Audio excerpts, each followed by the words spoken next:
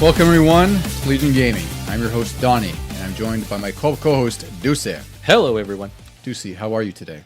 I am still hot. Yes, a little bit of a warm day, but not too bad though. It could be way worse. I've lived in scorcher areas before. Oh yeah, I haven't lived like you have in the triple digits. Yeah, in an upstairs 1-bedroom apartment when it's 110 outside or 102 outside. That's a perfect excuse to just play games and not move. Yeah, especially when we got a big old AC. Yeah. But we got a good reason to talk about games today because we're doing something a little bit different because, well, I guess we should get some history. We have a few episodes planned coming down the pipeline. We had some that were coming up, and then we had to kind of reorder the sort of scheduling.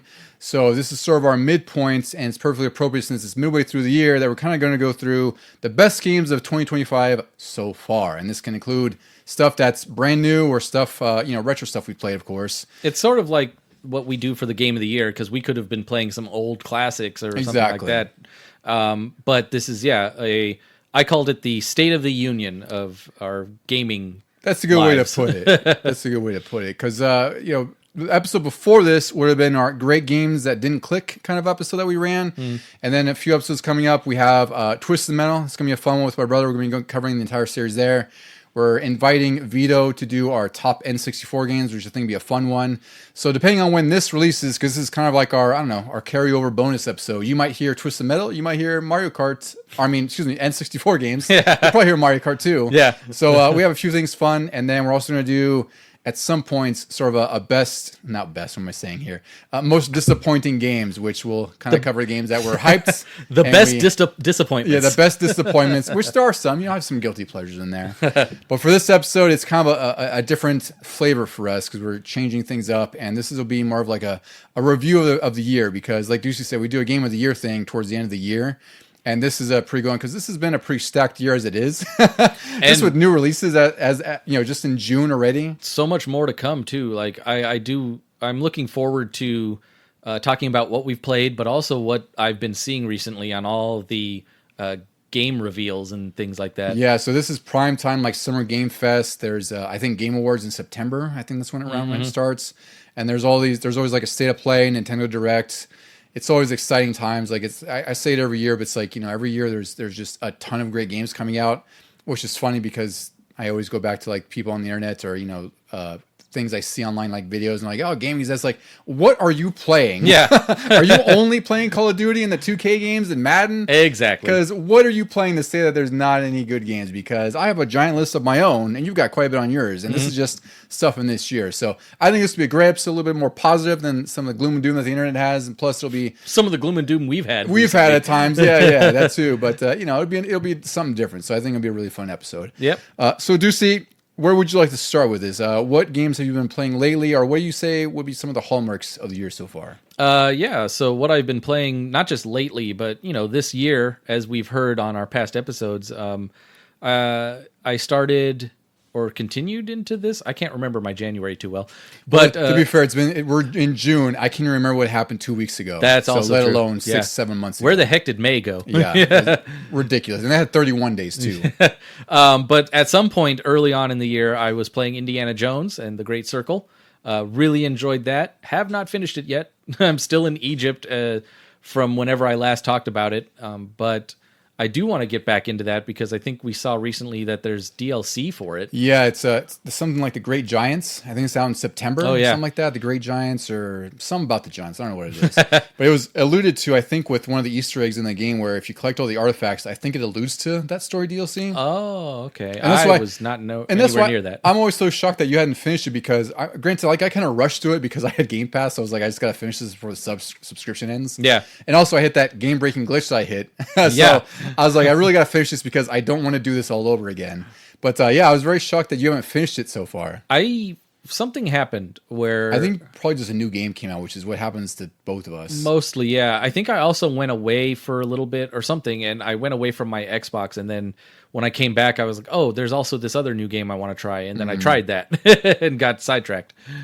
One of the other ones I want to talk about, at least on my list, is Sonic. I guess it's X Shadow. I don't know if it's Cross Shadow. Oh, yeah. The X thing's always weird. Yeah. But I'll call it Sonic X Shadow Generations, which is a bit of a remaster of Sonic Generations, but they added an entire campaign for Shadow, who's Shadow Hedgehog, who's like the I guess he's Keanu Reeves in the new one, technically. Oh yeah. So this was really fun because I had beaten Generations back on the 360, and it's actually, even the original one's worth playing on the Xbox Series X because it has the FPS boost, so it runs at 60 frames a second, so it looks great.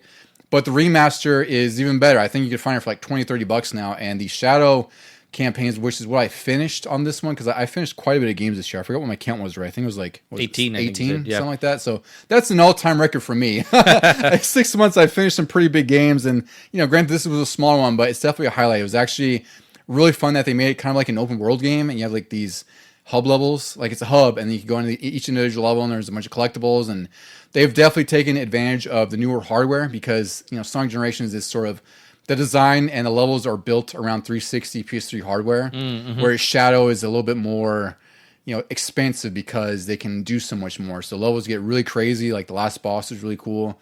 I think it's worth playing. I hope more people play it, but that was definitely an early stand-up for me. I think that came out like in February or something like that. Yeah, I recently was thinking about it again. I think because of the Switch 2, I feel like that'd be a good handheld game. Oh yeah, they did make a version for that, and it runs a lot better than the original one. Oh, nice. Switch 1, I should say. Yeah. I just realized while I was looking at my list what stopped me from Indiana Jones, and it is because I got sick. And then when I got sick, I wanted to play something very mellow. I remember. And that's when I got into Stardew Valley for years. Well, it felt like years, because Yeah. I'm sure that one's going to be on your Game of the Year list because of, what'd you put, like 100-something hours into that? Just a little over 100 something. Yeah, I'm into year 3 of the game time and the game world. And yeah, I just... that was one, on our last episode, we were talking about games that weren't clicking, and it wasn't clicking for the longest time. And then on this like third restart, all of a sudden I just like dove straight into it and couldn't stop.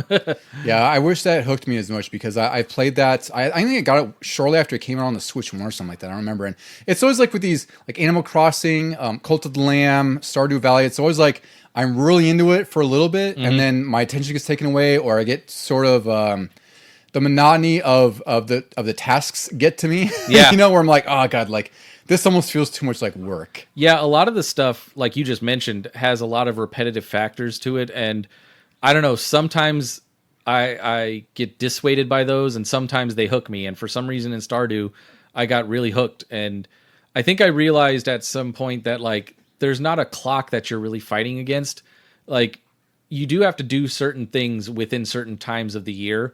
You have 4 different months, which are just the 4 seasons, and certain things happen at certain times. But I was just like, instead of trying to do everything all at once, I was like, oh, wait, another year is coming. I will just do it then if I miss it this time. And I really got into that. And I was just wake up in the day, do what I needed to do.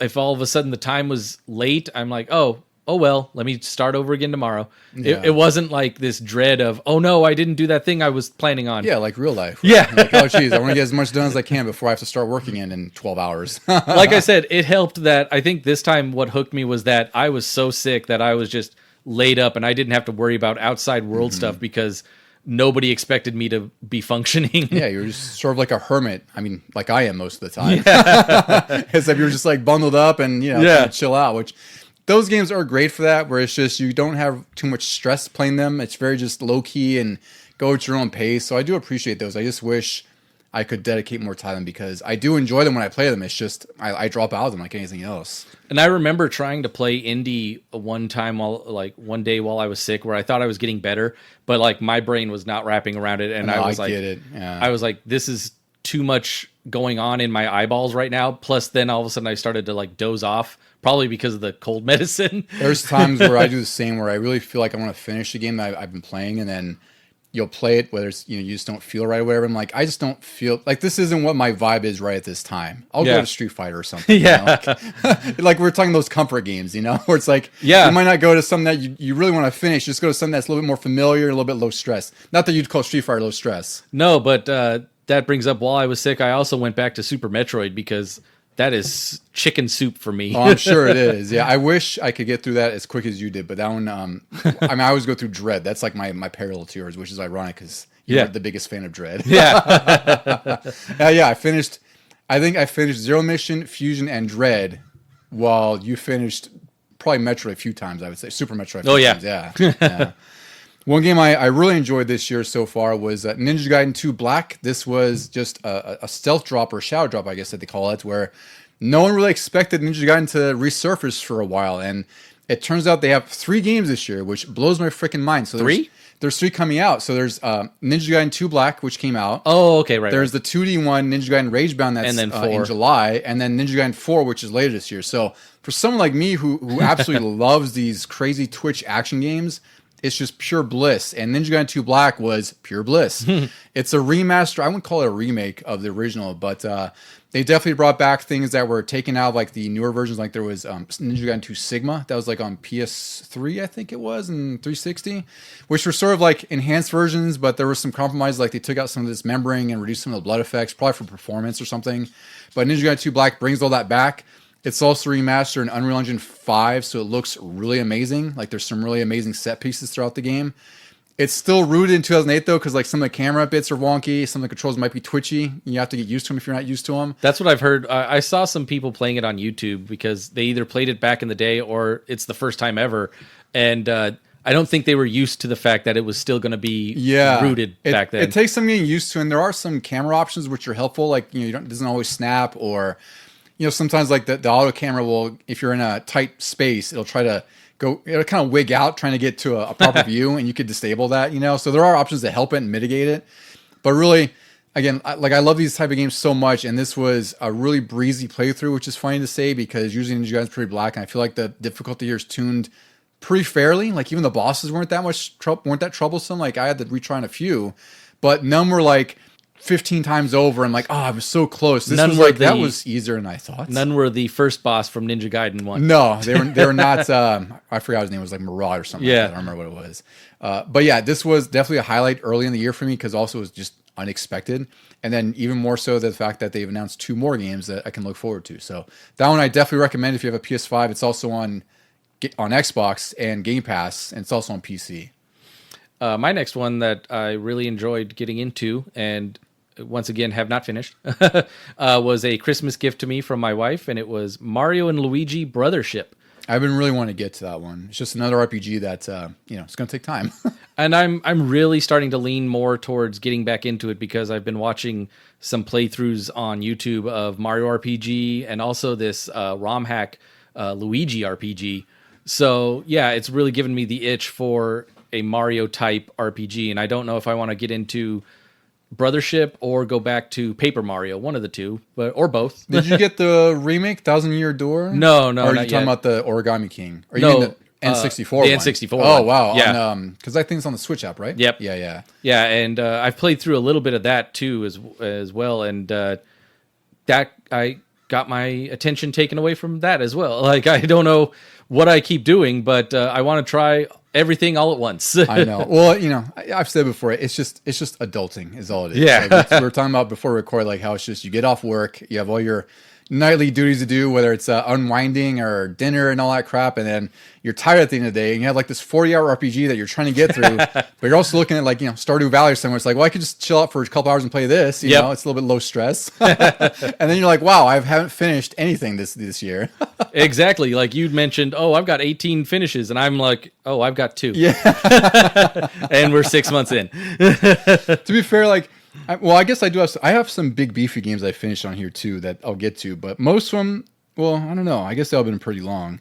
I don't even have old games. Like I played Super Metroid, I didn't beat it. Yeah. I've gone back, I played some Yoshi's Island, I didn't beat that. Played some old Mega Man, didn't beat those. I did put Streets of Rage 2 on here as something I tracked that I finished because we did play that through the episode, but like all the games that I put on here on my list, like I was kind of tracking the older stuff I played, but what I kind of did is I put stuff that I definitely never played for like brand new 2025, and then some stuff I may have not played back in the day, like Warrior Land 4 and whatnot, or what's another one that was on here? Like, I don't know. I guess that's probably one of the more recent examples. So I include stuff that like I really hadn't played before, but really like my list is mostly new stuff. So I've been finishing like a lot of newer games, which is unusual for me for the most part, I'd say. Let's see. The next one I'll talk about on my list. This one's a little bit more recent for me. Like, I don't know if I'll put this on my top 10 for the year because, we're only halfway through. But this one I definitely enjoyed more than I thought I would. And it's Star Wars Outlaws. Oh, yes. on PS5, and this is of course available on Xbox and PC. I don't know what this was like at launch because I know people had some issues with like the stealth. I think there was like a fail state where if you got caught, like you just failed a mission or something like that, and they changed that. They added, like in one of the most recent updates, you can now holster your third weapon. Like you could pick up weapons from enemies before the update, and it was just something you could have, and they would drop it if you switch your main weapon, or if you ran out of ammo. or if you ran out of ammo. Chuck it. Yeah, we just kind of chuck it. It was very disposable, but now you can kind of keep it on your person, which helps a lot because there's certain sections that are really hairy with enemies. Yeah, but I really enjoy this because the story's pretty great. It's in between Empire Strikes Back and Return of the Jedi. There's some really cool Easter eggs you find just kind of traversing through the different planets. Like I found one instance where I was in Jabba's, I don't know if it was his palace or what it was, but you find Han Solo in the Carbonites. Oh, wow. Which I thought was a really great reference. And there's also a scene that I happened upon where you're going through a vent shaft and like Boba Fett's talking to somebody. I don't know if it's sort of alluding to when he's setting up like a bounty or something like that. Like you just pass by a vent shaft and you see him there. I was like, that's pretty cool. So what I liked about this story, the story's kind of straightforward. It's really just you play as a smuggler named Kay Vess, and she's basically setting up a heist, this grand heist to rob. I think it's a casino or something like that. It's Jabba's casino, something like that, right? No, it's this guy on the casino planet, and he's supposed to be like this new crime lord that the other crime lords don't like. There you go. Yeah. So set up. You're basically supposed to recruit ragtag kind of crew. Yeah. So you could all have these different sort of specializations to rob this place, and then you're helping this other guy who's sort of the, I guess not the benefactor, I guess we'll say the person running the operation who kind of hires you. Yeah. And it does have some Star Warsy twists towards the end, which I thought was really great. But the gameplay here was once I settled in, because it's an open world game and there's a lot of open worldness about it. Like it's really freaking vast. Like I think there's probably 5 or 6 planets, different levels of openness. I'd say later on you get to some really open areas like Kiva, I think it's called. Yeah. Akiva, yeah. Where it's just like this really crazy, lush jungle kind of area. You get to go through Tatooine, which was a real treat because that's the first time you got to see parts of Tatooine that you never would see before. Yeah, like the brief time I was on it, I was like, oh my God, I'm in the movies finally. Yeah. And, overall, very solid game. Like I think I finished it in just under 30 hours, which I think is probably less time than you put in, because what I did is like I did a lot of the side stuff, and then I got to a point where I didn't want to go treasure hunting too much because it's just sometimes it was a little bit too cumbersome to find a path there. Mm-hmm. Like you find it on the map, and like I think you mentioned in one of our previous episodes where it's like you'll look for an area to get in there, and it turns out it's something that's way off in the middle of nowhere, or some secret passageway to lead you there, and it's like I don't want to deal with that all the time. Like there's some treasures I'll go seek out, and some I'm like, all right, I don't want to deal with that. My problem was I got to the Akiva, the forest planet, before I've even really gotten to Tatooine. And that place is the map is so like not helpful that like I saw the marker that I had to get to, and as I was going over there, the lands belonged to some of the groups that hate me. Yeah, because there's a reputation system in here that's pretty not strict, but it's not so easy to be on everyone's good side. It's usually you're favoring one or the other, and you'll pay for it if you're not favored by another. And it just so happens that usually these planets have like 2 different gangs, and this just so happened to have the one gang that hates me. Mm-hmm. And they had a large chunk of land that I had to get through. And then once I got through there, it turns out that wasn't even the path to get to the marker. Like there was a cliffside in front of me. I was like, crap, now I have to double back into the same like dangerous territory. Yeah, I would say that's definitely one of my criticisms for this game is that it's an Ubisoft game. So therefore it suffers from what is rooted in basically most Ubisoft games nowadays, because it's really impressive that they've rendered these open worlds, because I was telling you, like, there's certain sections where you're going to like an Imperial base and it's seamless, right? You're coming from this massive open world area, and you're going through this really intricate Imperial base down to like going down these crazy shafts, like almost underground. Yeah, multi-floors. It looks absolutely incredible. Like I think about for me when I was a kid playing like the Phantom Menace on PS1 and what garbage that was. And I think now where it's like, it's just a seamless Star Wars world that you could just roam around and do wherever you want. That's my only criticism, is like it's a little bit too big, which is a criticism I had with Assassin's Creed Shadows, which was another big game I played this year too. But otherwise, like once you kind of settle in with the fact that it's an Ubisoft game and that formula, it's a really awesome time. Like it sucks that some people kind of trash this and it has a reputation it does because it's Ubisoft. Yeah. It's a super solid game. Mm-hmm. I'm not going to say 8.5, 9 out of 10. Like it's a solid 8 at the very least. I played much worse games, much worse open world games than what this gives you. Yeah, whether I finish it or not this year, I will be putting it on the game of the year. You know, don't know if it's a top 10 or whatever, but I'll be mentioning it again because I didn't know what I was expecting. I knew it was going to be really large because it's Ubisoft, but once I got into it, I was like, oh wow, this is kind of what I've always wanted from a Star Wars game in the past. It's great. It's a little bit different because you're not a badass Jedi, right? Which is fine. Like, it's great to play as a badass Jedi with powers, but I like that she's just a normal smuggler, and yeah, you could get destroyed if you're not careful because you're not going to take on an army of stormtroopers, you know? It's also like a great idea for a show or a movie because it's basically Ocean's 11 but Star Wars. Yeah, I could. If this was a series, I could totally see that fitting with the way they present it, and like even like how this story unfolds. Like, you're going to these different planets to seek out these people. My parallel, which is funny, you mentioned sort of like Ocean's 11. I was going to say it's like that movie Armageddon, where great, the totally different story. They're trying to blow up a freaking meteor, an asteroid comes. But you got this like ragtag group that you wouldn't expect. Yeah, right. So that's kind of like my parallel, which makes no sense at all. But that's kind of what I thought of. It's like recruiting your crew, and then you go tackle this one main objective. But very solid. I got it for $25, and I'd say 2025, like perfect game for that price. I don't know if about 60 or above, but very solid for $20. Yeah, I finally got it because it was on sale, and it was right after I was finishing Jedi Survivor, which I will go ahead and bring that up in this list. That was my favorite. 2023, I think I put that in my top 10. Right? Yeah. And I just finally got into this because I had played Fallen Order basically when you were playing Survivor, and I was just waiting for this one to hit some type of freebie, and it did. It finally came out to Game Pass and PS Plus, and got into it. And that one hooked me so much that I didn't play anything for weeks. It was nothing but this. I might have had like maybe Stardew on as the handheld game, but yeah, if I was playing a console, it was going to be Jedi Survivor, and I can't wait for probably the third in the trilogy. I think they've got to do one. They haven't said anything about it, but I am definitely excited because between Outlaws and Jedi Survivor, like I would definitely pick Jedi Survivor, bar none, because it's a Metroidvania. It's a Metroidvania. Yeah. It's a lot more focused. Like there's open areas, but they're not so vast, And I think it's just tighter. The story even kind of sets up for like a third chapter, whatever that might be. And I also like that it's a really good story. Like I like the twist at the end. Yep. It's really good. Like I'm very critical about Star Wars shows and movies because I'm just tired of how many there are. But the games have been just absolutely just amazing for me. I've been really enjoying them all. The one problem I had with it when it came to stories and twists is that like it kind of did that thing that shows do after they've been on for a little bit, and then the start of a new season, there's like a new character, and you're like, why are they trying to make this guy or girl a thing? And then by the end, you're like, oh. Yeah.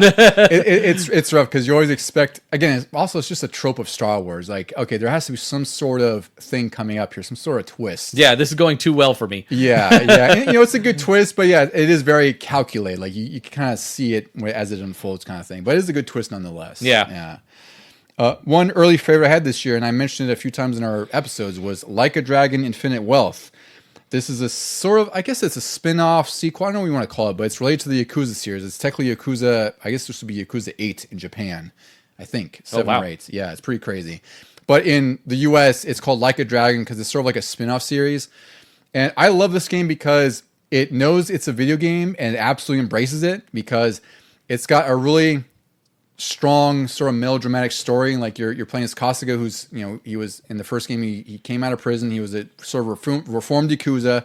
Second game starts off he's working at a job placement agency to place other former Yakuza people to kind of like reform their lives. And this whole conspiracy unfolds where he gets fired from that job because he's found to be sort of assisting the Yakuza in certain ways that he's accused of. And then it also turns out that his mom that he thought was long dead is trying to communicate with him from Hawaii. So this sets up why you get to go to a totally different setting from Japan. I think it's Okinawa. But you do get to split time between Okinawa and Hawaii because there's two different parties with stories that happening in parallel that do intersect. And I put a lot of time in this. It was like 55 and a half hours, almost 60. And there's a ton of mini games to do. Like they're all really silly. Like there's one where you're just sort of like playing like a crazy taxi mini game where you're playing like a pizza delivery person on a bicycle, and you have to collect pizzas and food to deliver them to people, and your timer goes up, and you get a high score. And it's like a Uber Eats or something. Yeah, like that. it's kind of like that. And then like there's definitely there's Sega arcades, like there's a couple fighting games, and I think Virtua Fighter's in this one, I forgot, but there's a handful of like Sega arcade games that you're playing in an arcade. There's like a claw machine game if you want to do that. Like I always say, like, sometimes it's hard for me to get in these open world games with all these side activities, but this game embraces the fact that it's so silly that it just makes everything so much fun. And I was really surprised that I got through the entire game because it's a pretty beefy RPG. And I did like so much in this game, from the optional dungeons to grind to level up to increasing bonds with your party members, which they'll have their own stories, which are actually pretty fun and pretty great to listen to as it unfolds. And then that gives you more combat abilities. Like they'll help you throughout, like they'll actually add hits to your combo, or they'll get special abilities with them. The turn-based combat is a highlight for me. That's the biggest thing, is it breaks the monotony of turn-based combat where you're just sitting there kind of hitting X or A or whatever to kind of get through the button commands. Here it's like positioning matters. You have a little bit of more agency of where you can move and position your characters, which you can use other abilities because those have different areas of effects and different other effects. Like they might knock an enemy back into another one or something. So it has all these dynamics in the turn-based combat that really made it easy to stick to. And for me, I don't know if I'll play through this again. Like I think I probably would at some point, not anytime soon. Yeah. But I'm definitely a fan of Like a Dragon games now, and I'm looking forward to the pirate one that's come out, which that's not, I don't think that's an RPG necessarily. I think that's more of like a beat 'em up with some pirate elements, which sounds awesome. Kind of like classic Yakuza. Yeah, kind of like classic Yakuza, yeah. So I did see that went down in price on GameFly, so I might pick it up. But I'm definitely invested in this series. So Like a Dragon Infinite Wealth, it came out last year in 2024, but I picked it up on sale, and I had an amazing time with it. That was like one of my most favorite games right at the beginning of the year. It's funny you mentioned the side quests and how they can get you extra stuff with your characters, and I realized that that's kind of another thing I would mark against Outlaws. Is like, I'm a big fan of side quests doing something, even if it's even if in a story like they just mention it, like NPCs mention, oh, you're that guy that did that thing, even though it was a side quest and I didn't have to be the guy that did that thing. Or in Mass Effect, if you do all the side quests, then at the big final battle, more of your people help you and survive and that sort of thing. I feel like in Outlaws, though, if you do a lot of the side quests, all you get are trinkets to add to your and money, speeder bike and stuff. So I'm actually feeling like I'm at this point where I've got the stuff that I want as my decorations, and I could just power through the rest of the main story because the side stuff doesn't get you XP. You don't level up in this game. Exactly. Yeah. So that's what I would point out too, and that's a really fair criticism. I think, again, that's part of the Ubisoft formula, because I was doing the same thing. I was kind of doing cleanup in Outlaws. Like, we're going backwards, but it makes sense because this was a good point that I thought about too. But the side quests are really meaningless. There's a lot of side quests where the biggest perk you'll get is you might increase a reputation with a certain faction. Yeah. And even that system isn't that fleshed out. Like, the whole idea is like the factions you're more favorable towards, or who are more favorable towards you, might give you a discount in their stores. You won't get attacked when you pass their areas. Yeah. But the ones that have a bad reputation with you, like you'll get attacked. They might not sell stuff to you. That's really it. Yeah, it's pretty it's pretty skin deep, and that's about it. And then anything else beyond that for side quests, you just get money, and that's about it. Nothing else. Nothing related to your side characters. Once you sort of recruit them as part of the story, because it's a pretty linear story, that's basically it. There's no development beyond that. So I'd say that's definitely something fair where, the story is the story, and that's about it. You're not going to get anything additional about that. And even with the lore bits you find, it doesn't really add much color to what you're seeing and doing. Yeah. Now, in a game I will bring going forward, it's Atomfall, which I started playing recently, and that one, the side quests are actually useful. Like, you once again, you don't get XP to really level up, but you do get you could potentially find a bunch of these notes and clues to approach other missions in a different way. And like I told you in one of our past episodes that I found the main hub of the game, this like secret underground base underneath the nuclear plant. And I was also on my way to that, finding all of these different notes that tell you various ways to get into that bunker. You're like, okay, if you're in this area, and every area has a different name, obviously. If you're in this area, you should go to this part of the map, and they mark it on the map for you. If you're in this area, you should try going into this part. If you're in this area, this one's actually well guarded, but here's the entrance just in case. Come to find out, you need to actually go to all of those different areas in the base. Like, it's not just a different way to get into a base that's all connected. The way the base works is there's different areas that are locked off from each other. So you do have to go in through this one side to power up this, but then you have to backtrack because you can't get to side 2 or side 3. You then have to go to the other part of the map that somebody told you about and go in through that way. And I was like, oh, thank God I did some of these side missions on accident, because now I am breezing through the parts where I have to go and find these other bunkers. And without that, I would have been like scrambling around, probably dying more than I have already. Yeah, I always appreciate when games make side quests that are actually meaningful and not just kind of busy work that exists to give you money or perks or what have you, you know? And I'll go back to Cyberpunk, which we talked about in our other episode. But the side quests with that are meaningful because you really learn about the characters you're partnering with and their motivations, and they also have some sort of other conflicts going on that's parallel to yours and also parallel to the main story. Those are great because that encourages you to play through those side quests, where you get to a point where certain games where it's like you realize it's just like, all right, well, I'm ticking off a checkbox at this point. Like, there's nothing I'm really getting meaningful. Games like Prey and we'll go back to Deus Ex, stuff like that. Even like the newer Deus Ex games where you find like lore notes around, which might add more context to what you're doing and also give you hints about certain things you might know about, which Star Wars Outlaws kind of does that, where it's like you might find a data pad and says like, you might find this here, but it's also you could find that on your own. Like it's not really that well hidden, you know. The one thing I like about Outlaws is when you find a data pad that gives you a hint on the horse races. Yeah, and I'm like, oh, I'm going immediately to a horse race and betting on the sure thing. Yeah, I feel like those things though, it's like they exist, but they're not fully developed. Like it's kind of a cool perk once you see it once, and you're like, all right, well, you're only going to make like $150 anyway. Right? Yeah, that's the thing. One thing is like the rigged horse races. You might think you might be able to make big bank, but it's like you might get $150. Unless there's a high stakes one I didn't find. I don't know. No, the most I got was like 300 and something. Oh, see, that's not even worth it. Yeah, like, you're better off looting. I've already got like thousands of chips. Yeah. All right, another one I'll point out on my list here. It's a big co-op game. It's honestly one of the best co-op games I've ever played in my life, which says a lot because I've obviously played thousands of games over the last 30 something years. 30 days. 30 days. That too. There you go, Deucey. It's a Split Fiction. This came out in March. This is purely co-op. This is by the same developers who did It Takes Two. I think it's Hazelight Studios. They did It Takes Two, No Way Out, Brothers: A Tale of Two Sons, which was one of the earliest ones, which you could tell there's definitely like inspirations for co-op in there. I mean, I think that was only single player. You controlled both people with one controller. If I recall, right? I remember that. That was like very much a prototype. Yeah, and No Way Out is sort of the prototype of Split Fiction. But Split Fiction is, it's got an interesting premise. The premise is like you're playing these two characters who, they're at this sort of, I guess we'll call it company, who the idea, it's sort of an allegory for AI, where it's like the idea is you have like your game ideas and then you're hooked up to this machine, which sort of creates the games you have in your head, like your sort of, I guess we'll call them fantasies, which really just is sort of a metaphor for like ingesting your ideas and spitting them out in something, right? But each sort of section is based on a game. So you have like a sci-fi section for one of the characters, and like, the split screen will be like a fantasy section for the other girl. And all these have this interplay between them where it's like you might find mini games that'll unlock certain things.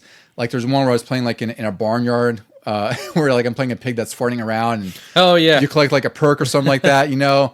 Each thing is sort of set up in a way where it's like it doesn't overstay its welcome, because really it's like just sort of these really ornate mini games, right? There's these sections where it's like one person might be manhandling a cannon or something, shooting down these flying cars, while others driving through and trying to avoid cars or something like that.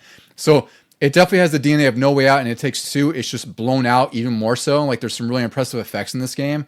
It's pretty long. I think Vito and I finished it in like 12 hours, but it is just an absolutely stellar game, top to bottom. It's one of the best experiences you could play.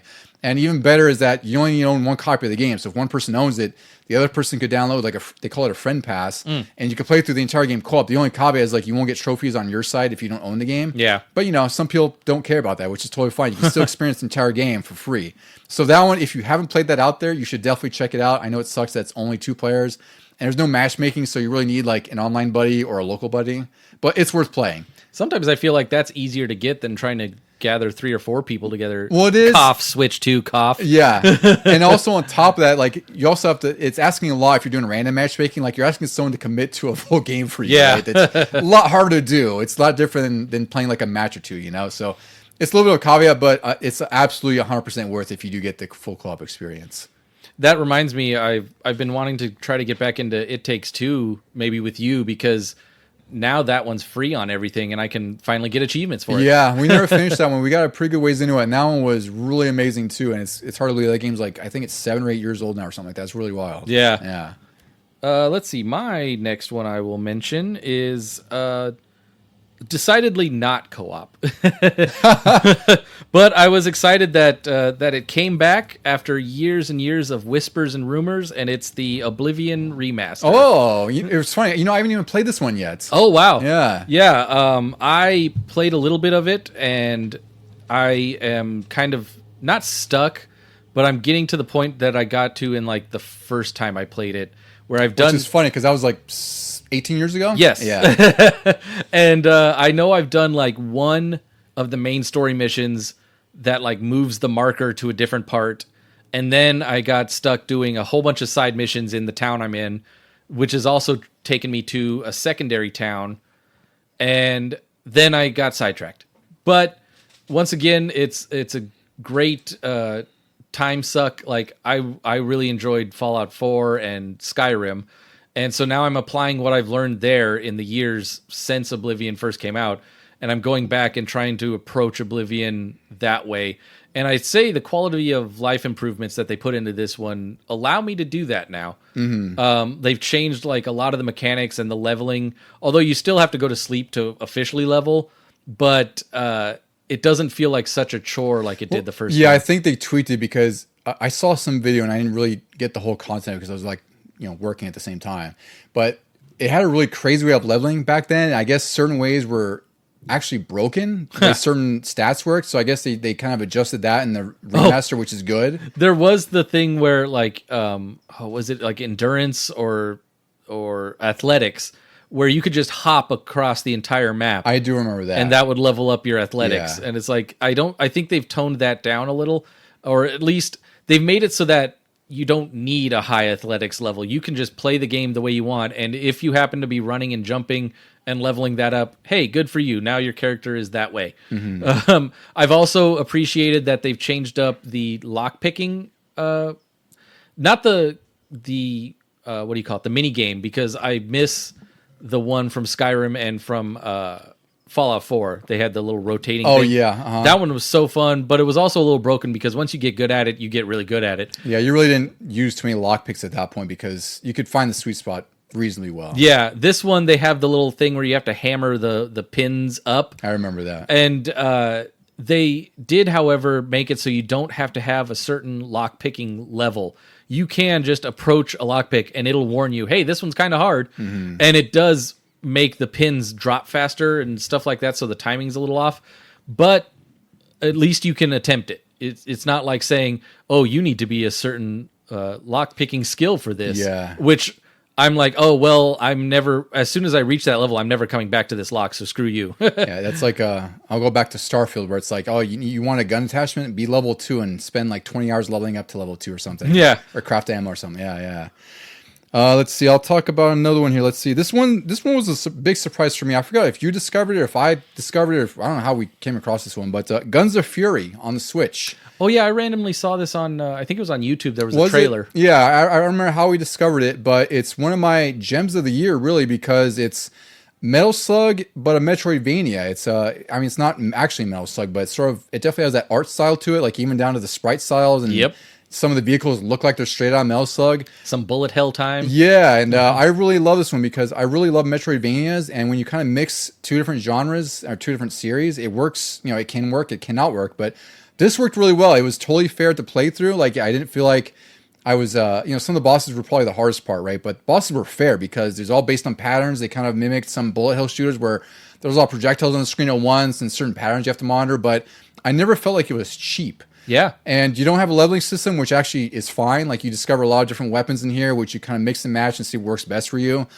There's like melee. It's just a really tight, really solid Metroidvania that is really good for the value. It's only like $15, $13. And I played right through this one. Like I enjoyed it so much. I was like, I did get stuck a few times. I will say there's a couple issues with like, sometimes it's hard to know what you can and can't jump on because sometimes there's not enough contrast between the platform and the actual background. But that's like small stuff. Like once you kind of get the rhythm of things and know where to traverse, it's not too big a deal. And it's a Metroidvania by nature, so you're already going to get stuck at certain points unless you remember where everything is. And there are certain points where I got stuck. I'm like, oh, it was right there where I didn't think it was because I thought I looked everywhere on the map. Yeah, that got me a couple times. I also have this on my list for today, and I really liked it. I haven't beaten it completely, but I've gotten farther than I expected because a lot of these bosses look a little foreboding, and then I was surprised that I picked up on their patterns pretty quick. Yeah, they're really fair. I might have only died like once or twice to a boss, and I realized, oh, I approached that wrong. And then when I come back the next time, I'm like, okay, this time I'll get you with this weapon. And the save points are generous to where usually if you die at a boss, it's not too far. You might have to sit through like a couple lines of text or but it's never like, like the old Metroidvanias where it's like you might die like half a block away. And there was no autosave. Yeah, and you have to get through a bunch of enemies to get to the boss. And Yeah. survive. Like this was a really fair, like I said, I would love a sequel for this because I feel like they did so good with the first game. I don't know how much of a success it was. It feels like no one talks about this game. Oh no, yeah. Probably got buried with everything else throughout the year. I was surprised that it even popped up on my recommended as a trailer. Yeah, and it's just really freaking good. Like it doesn't do anything truly amazing, but it's just completely solid. You could definitely tell it was made with whoever passionate developer. I don't know how big the team is, but they wanted to marry the two different games, and they did a really good job with it. It's worth the money. I unlocked a cool 8-bit mode, which makes it look like a Game Boy game, which I thought was a cool gimmick. Wow. Yeah. So there are a few unlockables. I don't know how much more there is, but they're called filters basically. In here. Yeah. But it's a really great game. If you haven't checked it out, it's dirt cheap. And you love Metroidvanias, this is a perfect game for you. It's really worthwhile, especially on Switch. It's a great portable game. Yeah. The next parts on my list, I was going to take it, cue the AVGN music. I was going to take it back to the past. Oh. Because, we play Are you a lot going to talk about the shit games that suck ass? No, I'm talking about the good games that I actually want to play. There you go. I would hope so. That's a lot of episode. Yeah. A lot of games we've been playing to do episodes on, and some of them I've been playing for future episodes upcoming. So thankfully, a lot of stuff is on PS Plus with the backwards compatibility all the way to the PS1 era. Yeah, it's pretty wild to see that for me. Like, I think it's crazy when, we were obviously like preteens when the PS1 came out, and it's really crazy for me now to see this 30 years later. Like, we're playing on a PS5, 5 generations later, but we're playing PS1 games on this new machine. And really enjoying them. And really enjoying them all the same, faults and all. So I downloaded Siphon Filter. Oh, that's a freaking classic. That'll be a great game if we ever do an episode on it. And it's so bizarre how the moment I started seeing some things and hearing the music, it just triggered a memory I didn't realize I still had. And I could remember everywhere to go in these levels. Except in the first level, I still got lost as I always did back then. Me too, yep. I did the exact same thing. I was like, this level's not that big. Yeah. What am I missing? Yeah. Turns out it was like a dark area. Yeah, because I forgot you had a flashlight in here for about an hour and a half. Yes. It's not easily told to you. No. Well, it didn't tell you at all. Like, you had to read the manual, which I could have pulled up, but I didn't think to do that. So after that, I was also downloading the Twisted Metal series that's available. This series is very, very near and dear to my heart. I was the OG Twisted Metal. I got it on the PS1 back then. And once again, the memories that were triggered as soon as I went to the main menu of Twisted Metal 1, and you hear, as you're selecting a car, you hear all the sound effects and there wasn't even really music at that point. Well, it had like this sort of like butt rock soundtrack, which was great for what it was. But definitely it's like, there's like sirens in the background. Like I haven't even played in a while, but that's what I remember is like your sirens and like butt rock, which is great. Yeah. And then as soon as I got dropped into the main story missions, I was like, oh my God, I remember this. I remember the first level is just an arena one-on-one with somebody. And then I remember the little city level that you go to next and everything. I also did Twisted Metal 2 for a little bit because I don't think... It's weird. I remember a lot of the characters in that, and I guess we played it a lot back then. I borrowed it a lot from a friend because I got that a little bit later. Like I want to say we even got that closer to Twisted Metal 3. But I borrowed that a lot and rented a lot. So I don't think we played it nearly as much as the first game. Not as much as the first one, but I still remembered quite a bit. I don't remember the single player at all in that one because I know if we were playing it, it was definitely the multiplayer. Yeah. But yeah, It went along nicely with the Twisted Metal series that I was watching because I was finally starting to see what they were alluding to. Like, oh, there's what's her name, Twister? Yes. Yeah, there's that. There were the two guys that drive the monster truck, even though the they weren't Hammerhead guys. even though they weren't driving one in the show and stuff like that. I was like, oh, I get all the references again. Yeah, it takes that show. So, like with any show that's based on a game or something, like, or movie, I should say too. I'm always kind of skittish and skeptical because you don't want to get hyped about something, and more often than not, it's just not great. But we've been eating pretty good as far as like movie games and TV shows. And Twisted Metal does take a few episodes to get going, which I always hate to say, stick with it. But at least these episodes are short enough to where it's not that big a deal. Yeah, I was surprised they were only half an hour. Yeah, they're really fast, and then it does take like 3 episodes to really get going, and then you start seeing all the references and Easter eggs folded in, and then by the end of the first season, you're like, oh, this is Twisted Metal. This is great. Yeah, you're like, oh, I see what they're getting at. This was a whole like prequel. yeah. I did play through, well, not play through, but I played some of the early Twisted Metal games because we were going to record with my brother last week or where it was. Yeah. And I just, all those memories came up for me as well, and I just love those games so much, faults and all, because, a lot of them don't age that great. But the ones that were really after Black and after are really, really good. Like, I really do enjoy those games still today, even though they're really freaking difficult. Like, Twisted Metal Black is just insane. But I played Twisted Metal Head On. That was still really fun. I need to get a new disc for PS2 apparently because that one's broken, so I had to play an emulator. Yeah, I kept putting it in. I was like, why isn't this working? I don't understand. It's clean. Yeah. But yeah, I can't wait for us to talk about that because between the three of us, you, my brother, and I, it's going to be a really fun episode, I think, because we have a ton of memories for that, especially my brother and I. Yep. All right, so the next game I'll talk about on mine. This one I could not stop gushing about because I just love this game so much, and it's really, in my eyes, like the proper evolution of turn-based combat, and that's Clair Obscur Expedition 33. This is by a smaller development company. From what I understand, a lot of the people who are in this development company were previously at Ubisoft and were supposedly tired of not being able to create original kind of games. That makes sense. Right? Which makes sense. I mean, that's just the nature of like corporate gaming. It's like they make money, so they're going to make stuff that's formulaic, whatever. But this is a really great game. It's sort of it has a French twist because they're by French developers. And the whole premise here, I mean, I'll give the origin story. It's basically about sort of I guess sort of the stages of grief and acceptance and all those emotions tied and related to that, except it's sort of spread out over like a 35 hour game with a lot of twists and turns and things you wouldn't expect. But the real star of the show for me, besides the voice acting and the story, is the combat, where it's really just like a turn-based Devil May Cry, Stellar Blade, like action-heavy game where all the damage you take is really your own fault because you can parry just about every single attack, you can dodge every single attack. You get different sort of setups where you might have to jump and attack, right? There might be a sweeping attack you have to jump over. But this game gives you full power to set up all of your combat abilities to however you want. Each character is very distinct and has their own sort of battle system that is very unique to themselves. And it all coalesces and it has so much interplay with each other where it's just a total joy to play. Like I was just playing this every single night for like a week and a half straight till I finished it. And I'd like to go back and do the side content. It's just, I knew I had to finish this because there's other games coming that I want to get to, which is often the case.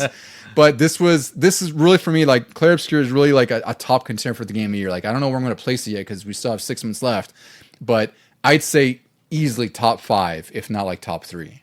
Yeah, another one, I think we're getting kind of close to what I've been playing most recently, which I've been talking about on the past couple episodes, and that's now all the racing stuff. And it starts with, before we did our racing episode, I sent you that video about all the street racing. Yeah, all the importuner kind of stuff. Yeah. And it really, got to me where I was like, man, I missed that. And we do that all the time though, where it's like we'll see a video on a topic or something, and all of a sudden we got this spark where you just want to play like all these games in a certain genre. And and I like most recently I want to play that was it Fast Fusion that you talked about, because I've been itching for like some sort of hovercraft. Oh yeah. I showed you that one on Switch too. That one's dirt cheap too. It's only $15. Oh, nice. Yeah. But I did start playing again because I found it on, I think it was on Xbox for sale.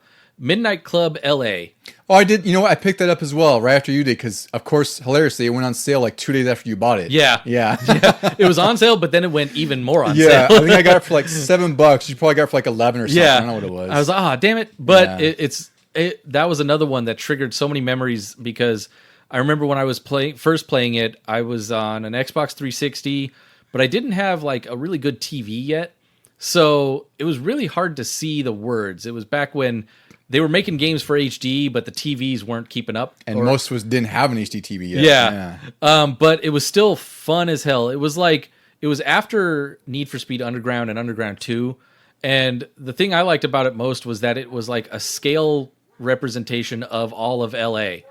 And you could go around, and the street races, you could just drive up to somebody, flash your lights, and start a race. You didn't have to go through menus or anything like that. This was probably one of the last times that I really enjoyed an open world racer. Didn't bother me at all, even though the LA was pretty large. But it had a pretty good quick travel system, so you didn't get too bogged down with everything. And then one more aspect that I don't think Need for Speed ever had was that you could race for pink slips. I do remember that was a big gimmick. Yeah. And they had a thing where like you couldn't just sort of save and reload like the way you can in a lot of games now. This one was like, you better be sure that you can win, otherwise you will lose your ride. And at one point I did. So what happens when you lose? I mean, if you only have one car, can you even race for a pink slip? I mean, what happens then, or no? That I can't remember, because I know I had at least 2 by that point. Maybe the pink slips didn't open until I had a second car. I guess you probably have to have at least 2. Because I don't know what you do without a car. But the one I lost was this like Ford Focus ST hatchback, and I'm like, at the time I was like, that's the car I wanted to get when I was younger. And once you get it taken away, you can still find that person out on the road and try to get it back. Oh, that's great. Yeah. So you set up kind of a rivalry with this person, but also you may want to beef up your other car to make sure you can win it back. Otherwise, you end up losing 2. Yeah. I played this a little bit because we were kind of talking about Midnight Club as a series in general, because I do remember playing the original game way back then, and it was definitely, what's the word I'm looking for? It's there wasn't a whole lot of content, I guess I could say. It was just a very straightforward, city racer, which was fine for the time. It was like one of the earlier PS2 games, and then it was by Rockstar, which is also more interesting as well. But LA was definitely like the pinnacle of the series, and once I played this game, I was like, wow, this game holds up really well. And I'm kind of surprised at how tight the camera is. Like, it's really action-oriented camera. Like, there's a lot of shunting around and stuff. Oh, yeah. And, it's a really weird camera angle where it makes it look like an action movie, like Stuntman or Driver. But it's a really solid game. I want to put more time into it because I played it like a little bit back in the day, but it looks great on the Series X. Like, I don't know if they enhanced it or anything, but for $7, I was like, yeah, why shouldn't I buy this? Yeah. Get my face in there. I really enjoyed the sense of speed in this one, and just you could do the little draft up to a certain boost and everything. That's right. Yeah, It felt like the shake and bake from Talladega Nights. It did. But yeah, I just really enjoyed this one. And it's funny too, because I was looking at this video that I sent you that was covering all of the street racers, but it covered the Midnight Club obviously too. And when he was showing clips from the first one, I was like, wait a minute, I played that one. I forgot I had played the first one. For some reason, my memory was that I just sort of jumped into Midnight Club LA because I wanted another underground type game. But I do remember now that I followed the series up to a certain point, dropped off, and then went back when LA came out. Yeah, because I had played 1, 2, I think I played a little bit of 3 when I was still working at the video store. I can't remember when that came out. But, I felt the series as well, because it's like anything else. There was Need for Speed Underground, which at the time I definitely liked more than Midnight Club. And there's also just a ton of other racers out at the same time as well. So that's all it was. Like, you just kind of got lost in the shuffle with everything else. Yeah. Yeah. I'll keep my next choice to racing as well, because I've been playing this one, not a whole ton, but I've been playing it a little bit. It's actually really robust for being in early access. This is Tokyo Extreme Racer. Oh, yeah. Which is an old series. It started as early as the Super Nintendo, as we discovered, which I thought was really cool. I'm more familiar with the Dreamcast games because I really enjoyed those. It was sort of like my parallel to Metropolis Street Racer. Like, it's just Japanese street racing. The whole idea here is like, you're really just on Japanese freeways challenging other racers to races and getting money and buying new cars, upgrades. And you get life bars. It's sort of the idea is like you're supposed to outpace them. So it's almost like Street Fighter in that sense, where the further you stay ahead, their life, so to speak, drains out and you win the race. And the same could happen adversely, where it's like if they're ahead of you, your life goes down. And this is an early access on PC. I hope it comes to console and everywhere else, because what they have so far, I think it's been out for about a year or so. They still could use more cars. They still could use more freeway tracks and whatnot. But it's really fun so far because I always complain like sometimes like some of the open world games I just kind of get tired of sometimes going to events, and you have to you kind of have to be in the rhythm and feel that vibe for it. This is just cruise around the highway. You see someone you want to challenge them. You know, it's very kind of chill, but still like an arcade racer. So I like what I'm seeing so far. I don't think I'll put this like on my top 10 list for the year or anything, but this one's definitely one I'm keeping an eye on for the rest of the year, and hopefully in 2026, whenever the full release is, because I really enjoy it. It's just a cut and dry arcade racer, which is what I like. Yeah, one I've got my eye on now is called Car X Street, and I know it's been an app game for a little while. I think under a different name, maybe just Car X or something like that. But I just saw a trailer that it's coming to consoles, and it looks very much like it does a successor to Underground and Midnight Club. I'm curious. Did that one have a date? I haven't noticed. Oh, I want to say fall, but I don't remember. So it's not that far away. Yeah, I really want to keep an eye out for that because I played the Car X Drift a little bit because that was like $5 on PSN, and some of our friends were playing it. It's definitely a drift game. Like I'm not sure how to play it just yet. Like it's definitely like a game I'm not used to playing. Like you remember that drift game Matt had for PS2? Initial D? Is that no? It wasn't Initial D. It was something that was else. The arcade. But you know, it was like full on like drift physics, like not just like grid or Need for Speed. Yeah, I remember it was like the Gran Turismo of drifting. Yeah. It reminded me of that game kind of, but you know, a little bit more arcadey. But you know, $4 it was great. So this, I didn't expect that they would make another game, but the new one looks really, really good. Yeah, it looks like you can really tune your car to either be a racer or be a drifter and stuff like that. Yeah. It's sort of taking what they've done before and then adding on to it.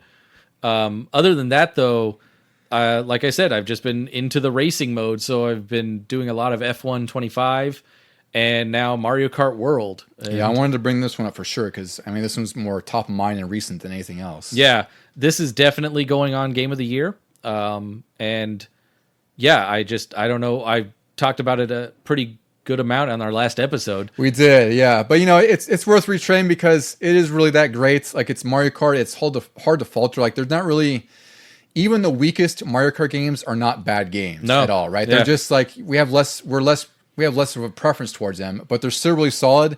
And Mario Kart World is just as good as Mario Kart 8, if not better. I don't know yet. Yeah. But it's a damn great game. I think that's the thing is with Nintendo is they understand the assignment when it's like, how can you get better than really what's the ultimate Mario Kart game? Mario Kart 8 had like everything, had 96 courses, tons of characters, just about anything you can imagine. And it's like, well, how do you top that? Which is my question for Smash Bros. Whenever that comes out too. It's like, how do you get bigger than what you've already done? Yeah. And Mario Kart World definitely made the right choices as far as like making everything more open world. There's some like rally courses, which I think are great. Like the knockout mode is sort of like a parallel to F-Zero 99, which I freaking love, where you're on like sort of a 6-stretch race. And then each sort of cutoff point or checkpoint, if you're not within a certain placing threshold, you're knocked out. Yeah. So the first race, you have to be within 20th. Then it's like 12th or 16th, I think. 16, 12, 8, and then 4. Yeah. Yeah. So it just becomes like this crazy sort of gumball rally elimination. Yeah. And it's just tons of fun. So that mode alone, I would say, is worth Mario Kart World. But then the actual GPs and the courses are all really just on another level of just insane. Like Rainbow Road is probably the most amazing Rainbow Road it's ever done, just as far as like aesthetics and look and the length of the course. It's really wild. So stellar game, absolutely worth it. We're only like a week or two into it and we love it. So yeah, I don't know what the release for the next few months, but it's definitely a big game for us. It was surprising how unique they made it when like some tracks can either be just the circuit for 3 laps or you're on a road going to the track and then you do 1 lap at the track. And when I first like heard about this in the gameplay that they were showing earlier this year, I was like, okay, that sounds kind of interesting. But then when I played it, I was like, oh, you know what? I like this. This is a good way to do things. And then it really helps you prepare for that knockout mode, which we didn't talk about in the last episode, but like that's really, it reminds me of, I mean, F-Zero 99, obviously, but also the way that NASCAR does their championship season, like their playoffs. They go through 3 races and then they eliminate the bottom point getters and then you keep going. And obviously they still get to race in the races, but now they don't get to race for the championship. It'd be kind of crazy if like in Mario Kart, if people got eliminated but didn't get eliminated. Oh, that would be chaos. So it'd be as chaotic as an online race on there. So you're down to the final 4, but you're still getting screwed over by 20 other drivers. It could be like a total revenge mode thing. Like, I don't care. I can't win now, but I'm not going to let you win either. It's funny because we were talking about this last night when we were racing. We did 4-player, which is great. We had Vito, Randy, you, and myself on there. And it was really cool because we're like, why are the GPs more chaotic than knockouts? And of course, we quickly realized that, well, in knockout, it slowly becomes a dwindling game where it's like you have less and less racers on the course. So therefore, it's just naturally less chaotic because there's some GPs where one of us will be in first, whether it's a mile away or not. Yeah. And all of a sudden, it's just one deluge of items that just ruins your day. And you're like, how did 22 people catch up to me? And why am I in 24th now? Yep. You're like, I didn't know the number went this high. Yeah. So definitely a great time. I really enjoy that. I'm sure that's probably going to make my top 10. Although this year is packed. So I have no idea. I have to imagine it has to be on my top 10 because I've been playing that like a ton since we got it. And I feel like we're going to play it a ton more. We will. Because it's easy to pick up. It's Mario Kart. You want to get on for a few races? All right. And then a few races turn into like 3 hours. Yeah, it's like, oh, it's 11:45. Yeah, got work tomorrow. That's cool. All right, so next one on my list, Deucey. I would be very remiss if I didn't mention this one because of how much love I have for the series. But Doom: The Dark Age. Oh yeah. I've finished this one. This is one of the games I finished this year. I am a total Doom head, boomer shooter, Bliss person, all through and through. And this is the newest in the sort of reboot trilogy of Doom, which still take place, I think, after the original Dooms, as far as I know. And this one it's much more grounded. It's kind of a medieval theme because it's a bit of a prequel to Doom 2016. So a lot of the mobility and a lot of the crazy abilities and a lot of the combat options you had in Eternal are a little bit more streamlined and simplified, which I think it works and it's great. Like, I love it, but I do love the expansive chaos of Eternal, and like the verticality of it. Yeah. This is a lot more grounded like the original ones, which is great. Like, you have a melee shield and you could toss the shield, and there's some areas that are definitely inspired by like Returnal and bullet hell shooters. Like, some of the bosses just throw bombardments of projectiles there, and you're like, oh, this looks familiar, and you could parry some of those. I think it was like a solid 15 hours, 18 hours, and I loved it all the way through. I still would place this as like number 3 in the trilogy, I think, as far as like the 3 games that have come out since 2016. I really like it. It's just once you kind of finish, you're like, all right, well, that was it, kind of thing. I just feel like there wasn't much to do there. Like, I don't know, but I still love it. It's still one of the best games I played this year because it's Doom and I love Doom, and it's just it's just like a no bullshit shooter. There's not much fluff here. I was going to say, you can't really feel like, oh, that was it, because Doom has always been that way. Exactly. Like, I don't feel underwhelmed. I just feel like I'm satisfied. I'm whelmed. Yeah, I'm whelmed. I mean, how many times have I played the original Doom and I told you, oh, this is giving me the itch to play it 125th time. Yeah. But like, you don't mind that you're not leveling up and doing all that stuff. You just want to get in and shoot things. And just shoot everything that moves. And you have a bunch of different weapons, which all have their different sort of sub weapons that you can swap between. And it also has the mechanics that the old Dooms had, where it's like you kind of want to keep a cycle of things. So it's like you want to refill your ammo or your health in certain ways. So it does all these things where you constantly have to be moving and keeping on your toes, so the combat doesn't get too monotonous because you have to think about those things. So for me, it's always a win. Like, it's just Doom. It's a win. I cannot say no to Doom.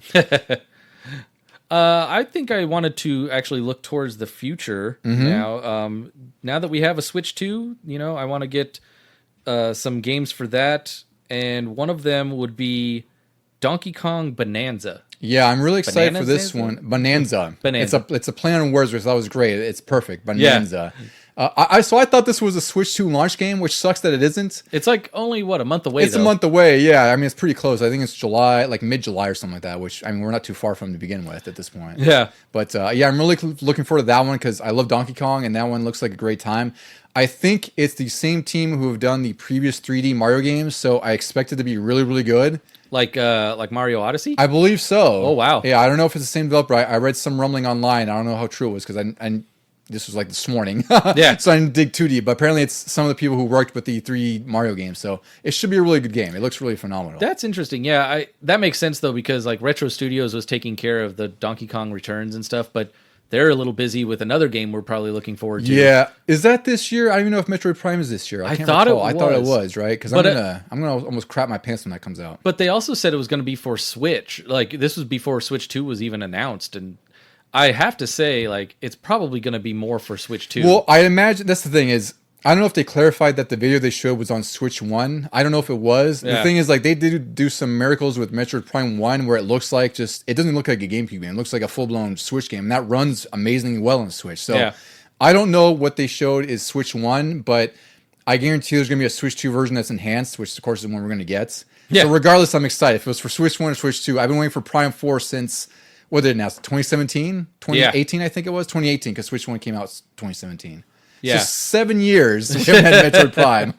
And like back when they first announced it, Retro Studios wasn't even on board with that one. Yeah, that's right. Yeah, they had to they had to redo everything at some point. They completely switched over. They were like, no, you guys take care of this. Yeah, we can't do this. This is like someone taking on a project and like, yeah, I should just let you do it. Yep. Yeah. Speaking of like enhanced versions, though, I'm looking forward to other things like Kirby: The Forgotten Lands. I want to get the upgrade because that also gives me an excuse to finish that game because I really did love Kirby: The Forgotten Lands. I just never finished it like so many games because I got distracted.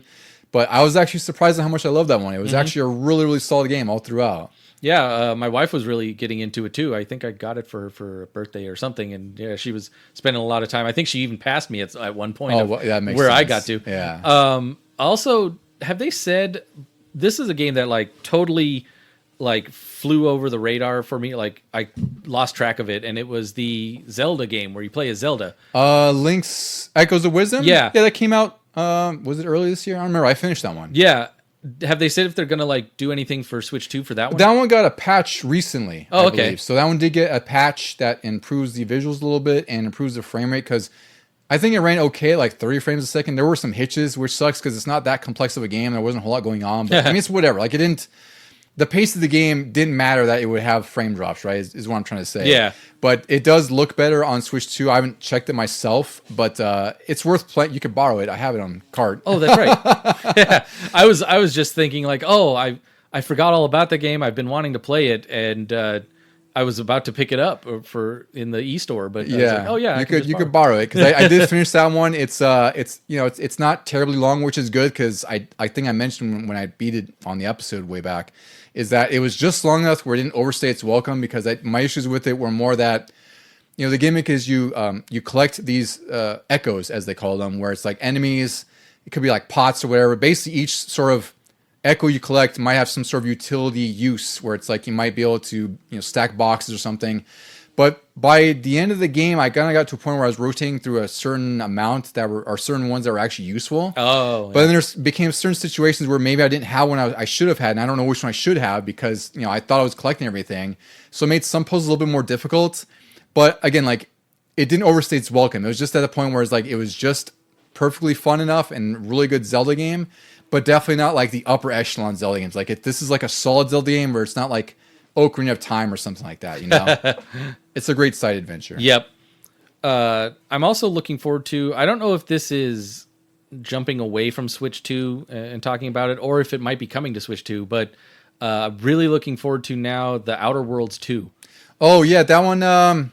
Is that one coming to Switch 2? I would think I think it has to because I mean Outer Worlds 1 was on Switch 1 and it was a hot mess, a hot technical mess. So I'd imagine the second one has to come out on Switch 2, and of course it's going to be a lot better than what the original one was. Yeah. But I need to finish the first game actually before I even mess with the second one. The second one, from just the trailers that I've seen, I'm like, oh my god, I spent so much time on the first one, and this one looks like it's going to have so much more to do. Mm-hmm. I don't know where to begin, but I'm looking forward to spending all of my time on that one. I think that's going to be really good. Like I know the first game wasn't one of those 9.5 out of 10s, but I know it's like a super solid, really awesome game. I'm sure the second one's going to be even better because they have a foundation that was already great, so they're just going to build upon that, and I can't imagine they'll mess it up really. So I'll get to that someday, but I am looking forward to that nonetheless. One big game I'm very much looking forward to is Marvel Tokon Fighters, I think it's called. Yes. That is the... Fighting Spirit? Or Soul Marvel or Tokon like Fighting Spirit, I think it's called. Where I forgot the name, or I should have looked it up. But yeah. it's the new Marvel game by Arxis Games. They have done the Guilty Gear games, which are in a ton of like anime fighters, but they are they're very heavy on like the anime aesthetic, but also like they are very stylistic. Like all of their games have this really realized style that almost looks like a comic book coming off the page, and that's what this Marvel Tokon Fighting game looks like. It looks like these Marvel characters are all like cel shaded and they look like straight from the comics. What I caught which is really cool, is that when you swap out characters, it looks like drawing paper for a brief moment. Like it's almost like a sketch dropping in. And this is a 4-on-4 fighter. It looks like it's going to have the X-Men because they showed Storm, and it just looks like the It looks like what Marvel vs. Capcom would be without Capcom, which is kind of the joke. Yeah. But it's basically Marvel vs. Capcom without Capcom, and it's 4-on-4 Marvel, and I am stupidly excited for this game. The only thing I'm not excited for is the 4-on-4. Like, it's going to be chaotic. Yeah. 3-on-3 was starting to push it. Like, it was a lot of fun, but I was realizing recently when I was playing the Marvel Fighting Collection, like, I was not finishing matches on the 3-on-3, like, MVC2, because it just takes forever. Well, that's the problem with MVC2 for sure. That's really a big MVC2 problem, is that there's no infinite timer, because there's times I'm playing online and it's just, you don't want to die. Neither does the other person. Sometimes you're just trying to like chip away at each other until time runs out, which I hate. Yeah. Because it should just be like until both all your characters are exhausted. So I hope this game won't have that. I suspect it won't, because I'm sure the pace of the game is going to be enough to to supplement a 99-second round or whatever it's going to be. Hopefully, I would think so. Or at least give us an infinite option. Like an infinite timer. I would option. think so. Yeah, I don't know. I feel like that's an MVC2 thing, and a couple other fighting games done it. And I still do it in some fighting games now, but it's not as prevalent. Like MVC2 is definitely like the worst offender for that kind of thing. I'm also going to lose track of like who has what life and everything, and what button calls who out, because I switched around so much. I did read that there is a simplified control scheme, which I know you mentioned. Like, I hope they have that. Yeah. So I don't know what that means with ArcSys, but I'm sure it's something that accessible, where it's like you don't have to know all the inputs, because I purely like classic mode, and I love I'll do the pure input thing. Yeah. But then I also think it's great when they add modes like that for people who are like, I don't want to sit here and commit time to learning 4 characters. Yeah. And have to learn to fight with them properly while managing all these inputs and super combos and everything else. Like, learning 4 characters is probably more than I've learned in other fighting games. But at the same time, those will be the only 4 I learn. I won't even branch out from those. Yeah. One I'm looking forward to is another Marvel game, and that's the beat 'em up. Oh, Crisis. God, what is that one called? Yeah, I always forget the name. In fact, I forgot it was coming out until I saw the new trailer for it with She-Hulk and Rocket Raccoon. Yeah, geez, I'm trying to forget what it was called. It's not called Crisis Protocol or something. No, it's not. But yeah, it's done by the same developers, I think, as the TMNT game. Yeah, Streets of Rage 4. Shredder's Revenge, right? Yeah. And they are, I'm just looking forward to it, because it's the same sort of pixel art and classic feel, but modern beat 'em up. Cosmic Invasion. That's there what it's we called. go. Marvel Cosmic Invasion. Yeah, that one I am very excited for, because it's we did a whole episode on beat 'em ups and the resurgence, and we called out 3 very big ones for us, which were Power Rangers, Shredder's Revenge, Streets of Rage 4, which I believe Streets of Rage 4 and Shredder's Revenge are like the absolute pinnacle of beat 'em ups. So I'm glad that because of those games' successes, that we can have more beat 'em ups. Yep. And this one looks like everything that those are doing, and even better. It's sort of like the next evolution of the X-Men arcade game from back in the day. I was going to say, when was the last time Marvel's had really a beat 'em up? Because, we talked about X-Men Legends and Ultimate Alliance on the last episode, but those were definitely more Diablo-esque. I've played them on Game Boy Advance, believe it or not. There's a couple on there that are just they're just fine. Right? They're not bad games. They're just they're perfectly enjoyable for what they are in Game Boy Advance. I forgot what it's called. I have it here. It's like Rise of Apocalypse or something like that. I think that was the Game Boy Color one. I don't know, but they're solid. Like, they're fun. They're beat 'em ups. They're okay, but they're not like what we're bound to get with the new one. Yeah, the last good one that I can think of is way back on the X-Men arcade. I know there was like Captain America and the Avengers. Yeah. But those had some flaws here and there. Would you count Mutant Apocalypse as a beat 'em up, I guess? Even though that's strictly 2D. It's not like on a plane of sorts. Which one was that one? That was the Super Nintendo one. Oh, right. Oh, that was like Capcom Street Fighter type thing. Yeah, no, I would count that. You could probably count that, yeah, right? That's and a beat 'em up. that one is one of my favorites for sure. I mean, we did an episode on that as well, which is in the archives. But that's one of my favorite Super Nintendo games, and it's also one of the best X-Men games I think ever, really. Oh, I guess and you can count the Genesis ones. The Genesis ones, yeah. X-Men 2, I would say more than one. Yeah. Let's see. So a big game that's coming out in a couple months that I've had pre-order for probably about a year and a half now is Metal Gear Solid 3 Delta. Oh, wow. This is the remake of Metal Gear Solid 3, which is, I'd say, like, all the Metal Gear games are my favorite. I could say it's one of my favorites, but Metal Gear Solid 3 might be the best out of the entire series because of what it did at the time, how much of a technical feat it was on PS2, how it looked, how it played, and above all else, probably had one of the most amazing final boss fights I ever played in my life, as far as just like the setting, the weight of the story, and the impact of what was going to be the outcome when you defeat literally the boss, and the whole story after the fact. So I'm stupidly excited about this. They've tried to keep it as pure and as sort of as close to the original as they can, and it looks like it from the trailers I've seen. Did they re-record any lines, or are they keeping those too? I don't know. I know they've kept most of what they had from the original. I'd imagine maybe there's some things that they couldn't retain. I don't know why. I'm sure they probably had to re-record some, but as far as I know, it's basically everything they can take for the voice acting from the original game, they're going to include in this. So I would assume that's everything that they have available for them.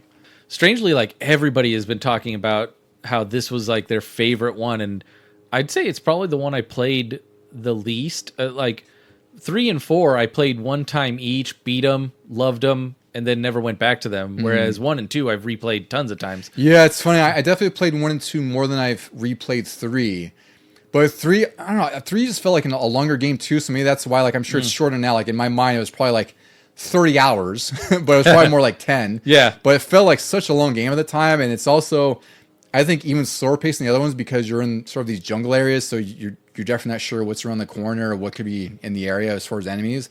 But this one, I still feel like the story was the most impactful, even though I think the story of Metal Gear Solid 2 is way more prescient nowadays for the time we're living in. Oh, yeah. Right? As far as like social media and misinformation and all that stuff. But I think 3 was really like sort of the, beyond the fact that's also sort of an homage to Bond too. That's also the cherry on top of everything else. Yeah, because this takes place in the 60s. And, yeah. And they definitely they struck that perfectly as far as like trying to get that feel. You get a Bond song right off the bat. One other one I am looking forward to. It was kind of a big surprise at the end of the was it the Summer Games Fest? It wasn't the Xbox one, but it was the first one that played. I think it was just called Summer Game Fest. Summer Game Fest. Resident Evil 9. Oh yeah. That's coming out February 2026. Yes. Yeah, I'm stupidly. It's called Resident Evil Requiem. Yeah, I'm not as excited as I was for like the Resident Evil 2 remake, but I am looking forward to this one, and it has lit a fire under me to get 7 and 8 done. Yeah, after this long. It's funny because you borrowed 8 from me so long that or no, did you borrow it after you bought it? Did you buy it? I bought it, I forgot I bought it, then I borrowed it from you. It was. Yeah. And then I realized, wait, I have it, so I gave that back to you, and I still haven't played it. Did you buy 7? Did you have that one? That one I had first, yeah. Okay, so you just didn't finish that one, which is what I did. I didn't do that for like a long time either. Like I think I told you when I finally finished it, I was like, Jesus, I had 2 hours left. I was that close to the end if I just stuck with it. Yeah, I got 7 pretty much when it came out. I was excited for that one because I had played the demo. I forgot what the demo came out for. I think it was maybe just available to download or something like that.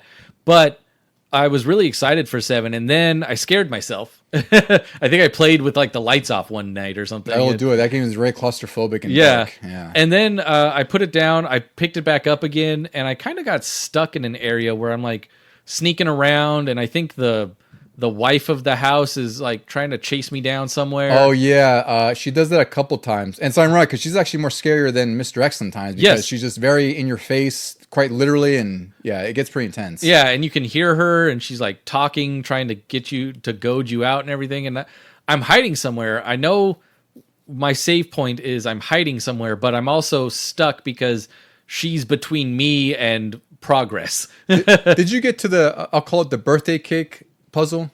I don't think so. Oh god, so that was one of the more unnerving things I've seen too. That's it'll be a fun one when you get there. It's really cool. It kind of gives me a vibes of like Saw, like Jigsaw. Oh god, it's really cool. But once you get, I don't want to spoil it obviously. But once you get there, you're like, oh, that's pretty wild. I know. I beat the patriarch in the garage area. Oh, that's still really early in the game. Yeah. I'd say this is probably about halfway through the game that you'll see it. But I can't remember any other boss fights I've done. Honestly, that game, it's a lot more harder in the beginning than it is later, which seems to be the case for some reason. Most Resident games, I should say, or some Resident Evil games. But that game definitely was harder towards the beginning more than it was towards the middle and the end because even like the Resident Evil 4 remake was that way. Yeah. And the Resident Evil 2 remake was that way. I completely agree. Yeah. And maybe it's just because you kind of get in the vibe of things, like the rhythm. But I'd say in general, like they do get, once you get used to it, they're not nearly as difficult as the beginning parts were. And Resident Evil 7 definitely encompasses that. Like there's one difficult boss fight, I would say, that's towards the last third of the game, but it's not like, a huge pain. You just have to be more prepared for it. Like I'll warn you, like, just make sure you're stocked up. Yeah. Don't trap yourself with a bad save. Yeah, exactly. Yeah. And then before you know it, the game's over after that. Yeah. It's really good nice. though. All right, so I'll mention, I guess we'll kind of wrap up here, but I'll mention a trio of games I'm looking forward to, which we kind of talked about a little bit towards the beginning. So first one I'll call is Shinobi Art of Vengeance. This is the 2D Shinobi game by, I think it's also by the same Streets of Rage 4 team. I forgot who developed this one. But it looks, Streets Rage 4, so I'm definitely going to love this one. There's a guarantee about that. But this comes out in, I think, August or July. And it just looks like the style is obviously very painterly. It looks like sort of like an old ukiyo-e Japanese art style. I don't know what it's called. I can't pronounce it. Ukioye, something like that. But it's just sort of almost like a watercolor painterly kind of gimmick, you know? Oh, yeah. But it looks phenomenal. The other one I'll call out with this is Ninja Gaiden Rage Bounce, which is also a 2D game that's coming out in July. That's by, I forgot what developer that by. It doesn't really matter, but that one also looks really phenomenal.